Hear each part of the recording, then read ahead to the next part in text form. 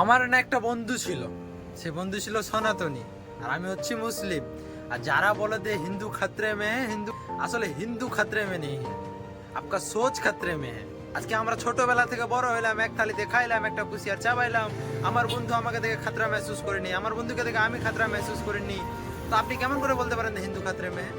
আসলে আপনাদের সোচ খারাপে আছে, আপনাদের মাথাতে অন্য কিছু ঢুকে দেওয়া হয়েছে।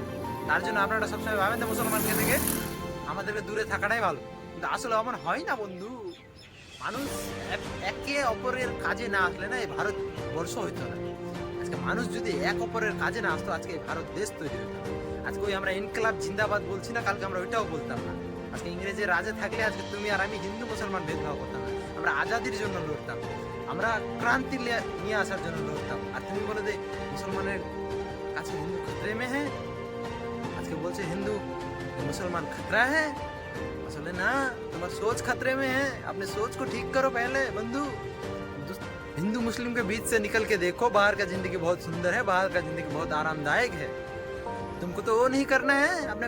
বলছি আমার কথাগুলো তো ভালো লাগে নাকি? ভালো লাগলে চ্যানেলটাকে ফলো করতে কি ফাটে না? এখন যদি টিএমসি টান টানি তো বলবা চটি চাটা, এখন যদি বিজেপির টান টানি তো বলবা শালা অন্ধভক্ত, এখন যদি কংগ্রেসের টান টানি তো বলবা তোমরা শালা ই চামচা।